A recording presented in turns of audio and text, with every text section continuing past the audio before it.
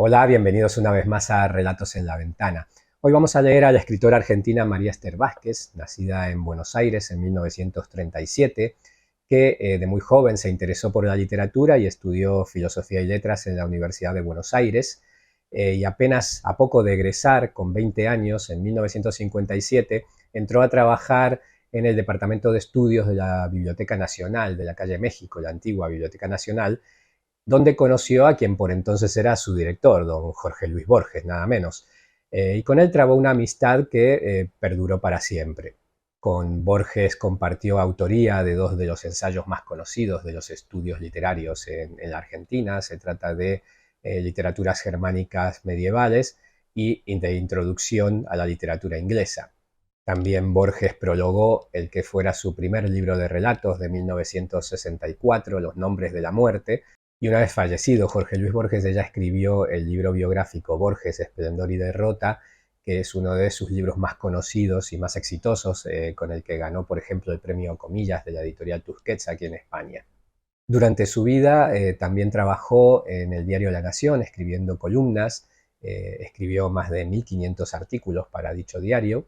También escribió otras biografías, como por ejemplo de Manuel Mujica Lainez o de Victoria Ocampo. Por cierto, ella también fue presidenta de la Fundación Victoria Ocampo. Y sus libros no ensayísticos, digamos, incluyen varios libros de relatos, y su última publicación en 2014, antes de fallecer en 2017, es un libro de poesía. Pues bien, esta colección, Cuentos Selectos, reúne algunos de los relatos de sus 5 libros de cuentos, incluyendo el último, Crónicas del Olvido, de 2004, del que extraeremos este Viniendo de la Sombra. La revista estaba abierta sobre la mesa del living y el chico vio la fotografía por casualidad. Al principio la miró con indiferencia, como si no la viera. Luego, a medida que su atención fue creciendo, siguió los contornos de la imagen con el dedo, sin levantar los ojos de la página, y al fin, dirigiéndose a Juan, el hermano mayor, dijo en voz muy baja, casi inaudible: «Yo estuve en esa casa». El hermano se inclinó sobre la revista. La ilustración mostraba una casa muy rara. Desde el centro, partiendo de un piso bajo con ventanas románicas, se levantaba la escalera exterior, que era en verdad formidable, y luego arriba, 2 pisos superpuestos de galerías encerraban una construcción cuadrada. El techo parecía de tejas. La casa estaba rodeada de jardines con árboles gigantescos. El epígrafe de la fotografía decía que había sido levantada por un arquitecto, el señor de Montigny, al sur de Río de Janeiro para los marqueses de Acevedo y Araujo Nevades en 1831. A Juan, con sus 17 años, le fastidiaba bastante ese hermano menor, que aún no había cumplido los 7, tan parecido a él físicamente y tan diferente en todo lo demás. Luisito era tímido, dulce y calladito. «¿Y cómo era la casa?», preguntó con aspereza. «Fresca y oscura», contestó, y tras una pausa continuó con los ojos entornados y la cabeza levantada hacia un paisaje invisible. La escalera tenía 32 escalones y arriba, bordeando la galería del primer piso, se entraba por una puerta lateral. La principal se abría solo para visitas importantes y para la colación del obispo. «¿Colación?», interrumpió el hermano. «¿De dónde sacaste esa palabra?». «Se llamaba así», dijo el chico, y siguió como si recitara una lección bien aprendida. Se abría también para Navidad, y una vez que llegó el emperador don Pedro con todo su séquito también la abrieron. Adentro, la gran sala con el piso de mármol rosa estaba casi vacía. Solo había contra la pared unos bancos también de mármol rosado, pero más oscuro. Allí hacían los bailes. A cada lado de la sala había otras 2, más pequeñas. En una se recibía, en la otra, que era más grande, se comía. Detrás del comedor, una galería interna llevaba a los cuartos de estar del marqués y de la marquesa.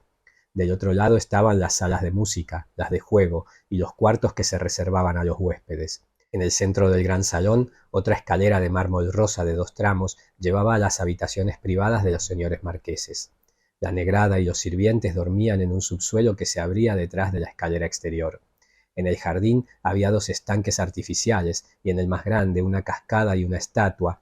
Juan, desconcertado ante la insólita descripción, que parecía no acabar nunca, dijo secamente para disimular su asombro: «¿De dónde sacaste todas esas estupideces? ¿Quién te leyó ese cuento tan raro? ¿La abuela o tía Consuelito?».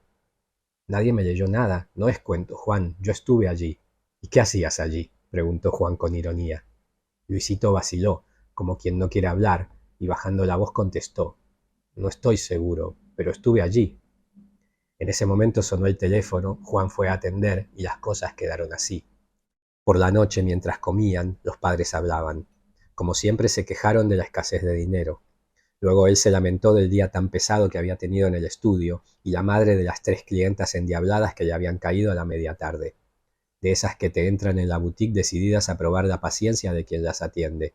Se prueban todos los vestidos y al final no compran nada. Cada uno de ellos hablaba sin atender demasiado las palabras del otro, como era habitual. Y en medio de ese ruido de voces, Luisito dijo en tono casual: «Hoy vi el palacio de los marqueses». Después del silencio que siguió a la frase, la madre, estupefacta, preguntó: «¿El palacio de quién, mijito?». «Es una fantasía que se le metió en la cabeza», contestó Juan. «Vio una ilustración en esa revista que trajiste, papá. Se trata de una casa vieja, medio rara, y enseguida se imaginó un palacio y lo describió». «Yo no imaginé nada, el palacio es así», contestó de mal modo Luisito. «Yo estuve allí». «¿Pero cuándo estuviste?». «No sé, hace mucho, y la niña Sole me quería y me daba dulces». El padre intervino: «¿Quién es la niña Sole?». «La hija de los señores marqueses». «No le lleves el apunte, papá», gritó Juan. «El bebito está inventando disparates para llamar la atención, para que lo atiendan. Es un pesado consentido». Luisito empezó a llorar y la madre se lo llevó a su cuarto consolándolo. «Acá nunca se puede comer tranquilo», gritó el padre. «Alicia, deja a ese chico y vení». Pero Alicia no volvió, y padre e hijo terminaron de comer en silencio. Ya acostados, ella se mostró preocupada. Luisito nunca se había comportado de esa manera. Hablaba con absoluta seguridad de personas desconocidas, de sus vestidos, de sus diversiones, de su comida, como si realmente hubiera vivido con esa gente y los hubiera tratado en la intimidad. Contó incluso detalles extraños. Dijo que en la primavera el sabiá, Alicia no tenía idea de qué podía ser el sabiá, cantaba cada amanecer y que sus trinos y silbidos despertaban a todos. Se había extendido en la descripción de los 2 papagayos que mantenían en la casa y del mono, llamado Don Joao, que para la última Navidad le habían regalado a la niña Sole. Al fin, cuando se durmió, estaba menos excitado, pero hasta el último momento habló de gentes e historias absurdas. El marido le aseguró que eran fantasías de chico muy mimado, solo entre adultos, y enseguida se durmió. Alicia, en cambio, se desveló pensando en la extraña alucinación de su hijo, y ya en la madrugada, cuando consiguió dormirse, soñó con 2 ruidosos papagayos azules posados en la cabecera de la cama. Al día siguiente, Luisito parecía haber olvidado todas sus fantasías. Al mediodía, y ante las preguntas de la madre, contó las triviales y repetidas anécdotas escolares, y a la tarde se fue con la abuela al cine. Alicia en la boutique estaba distraída, no podía dejar de pensar en Luisito. Cuando la madre le dejó al chico en el negocio, le preguntó si había hablado de cosas raras. La respuesta fue negativa. La boutique quedaba a 6 cuadras del piso. Mientras iban caminando, tomados de la mano, ella lo espiaba de reojo. Cuando tuvieron que cruzar la plaza, el chico se soltó y corrió, como un perrito liberado de la correa, hasta el centro donde la estatua del prócer, impasible bajo las lluvias y los soles, descansaba sobre 3 altas gradas que Luisito trepó trabajosamente. Al volver corriendo, sin aliento y sofocado, por primera vez en el transcurso del día se sintió más tranquila, y contradiciendo las normas establecidas, le compró un helado a una hora en que nunca lo hubiera hecho en circunstancias normales. Al llegar le contó la buena nueva a su marido. «Te había advertido que estas cosas son propias de un chico demasiado imaginativo y estimulado además por la televisión», fue la respuesta. La comida transcurrió sin novedades. De postre tuvieron duraznos al natural. Cuando Luisito se acostó y la madre fue a despedirlo, él le dijo: «Mientras comía los duraznos me acordé de que a la niña Sole le gustaban los albaricoques confitados». Alicia quedó espantada. Aquellas 2 palabras tan inusitadas en la boca de un chico de 6 años le hicieron comprender que el asunto era algo más que una fantasía. Tuvo miedo. Se acordó de una película vieja donde una niñita era poseída por un ser diabólico e inmediatamente rechazó tal pensamiento con repugnancia. No comentó nada con el marido, pero al día siguiente llamó por teléfono a Margarita, una amiga analista que se ocupaba de chicos con problemas de conducta, y le contó todo. La amiga le restó importancia y la citó para el jueves de la semana siguiente. «Lo hago solo por tu tranquilidad, Luisito es muy normal y debe estar perfectamente», le advirtió. Entretanto, Luisito no volvió a referirse al extraño palacio de los fantásticos marqueses, ni a la no menos fantástica niña Sole delante de su padre y de su hermano, pero a solas con la madre y en el momento más inesperado, se mostraba como si hubiese vivido aquel pasado, presente en el año 1830, y lo recordara más de 160 años después intacto, con la frescura y la fuerza de quien rememora lo ocurrido en la víspera. Al fin llegó el día de la cita con Margarita. Fue una decepción. Cansada de trabajar con problemas ajenos, los atendió muy rápido, demasiado rápido. Primero habló 5 minutos con Luisito a solas, luego lo mandó a jugar a la sala de espera e hizo pasar a Alicia. Son puras imaginaciones, aseguró, fantasías excitadas por una fotografía que le había impresionado y a partir de la cual había empezado a fabular y a creerse sus propias fábulas.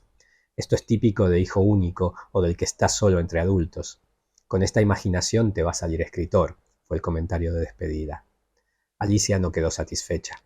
Ya en la calle le preguntó a Luisito de qué había hablado con Margarita. Él contestó vaguedades, evidentemente no quería decírselo. Durante los 3 días que siguieron no pasó nada. La tercera noche, ya acostado, le pidió a la madre que le alcanzara el tren a pilas porque quería mostrárselo a la niña Sole, quien aseguró lo visitaba cada noche. Nosotros charlamos mucho, yo le cuento todo lo que hago ahora y ella no me cree demasiado. No me lo dice, pero piensa que le miento, terminó Luisito. Por un momento Alicia creyó que el chico se estaba burlando y llena de rabia le dio una cachetada. Luisito, entre lágrimas, le gritó: «La niña Sole nunca me pegó, es más buena que vos y me voy a ir con ella». Alicia quedó aterrada, como si el mundo se hubiera desmoronado bajo sus pies. No comentó el episodio con nadie, se hubieran reído de la gravedad que le atribuía. Imprevistamente, 4 o 5 días después, Margarita llamó por teléfono. Había pensado bastante en la fantasía de Luisito y le sugería, antes de que se convirtiera en obsesión, encontrarle un juguete que lo apasionara al punto de hacerle regalar todo lo demás. Y el juguete más eficaz podía ser un cachorrito, un gatito o un perro. Margarita prefería el perro, más activo y más dependiente de su amo.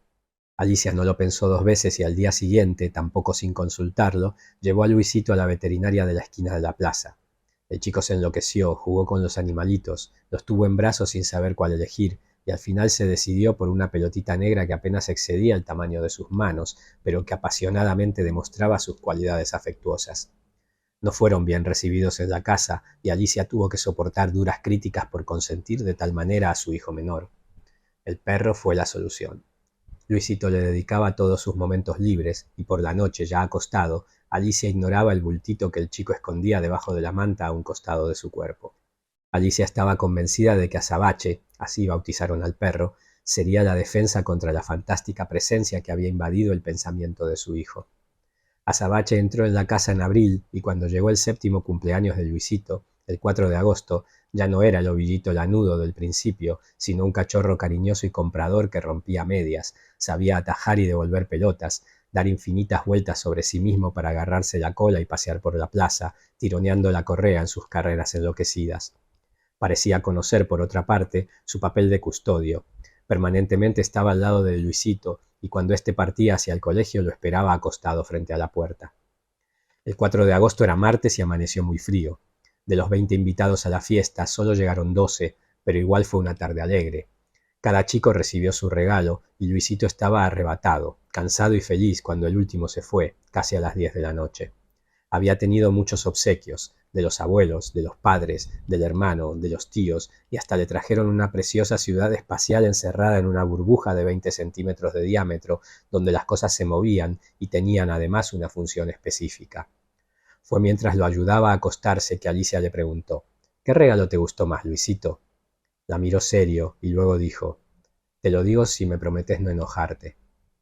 «¿Pero cómo me voy a enojar, mijito? ¿Cuál es?». Entonces Luisito abrió el cajón superior de su mesa de noche, levantó una caja de madera llena de soldaditos de plomo y sacó de abajo algo brillante y dorado que tendió a la madre. Era una medalla o una moneda. Parecía gastada. El oro brillaba como pulido por las muchas manos que lo habían sobado. De un lado mostraba la efigie de perfil de una cabeza enrulada y una leyenda muy borrosa de la que aún podía leerse: Pedro II, emperador do Brasil. En el reverso unos laureles enmarcaban unas palabras que no pudo leer. «¿Quién te dio esto?», preguntó estremecida. «La niña Sole, anoche. Yo era suyo, y para mis aniversarios siempre me regalaba una moneda de oro. Me pidió que no te dijera nada porque te ibas a enojar. Pero no te vas a enojar, ¿no es cierto?». No. Alicia no se enojó. No dijo nada. La cara le ardía, como si tuviera fiebre.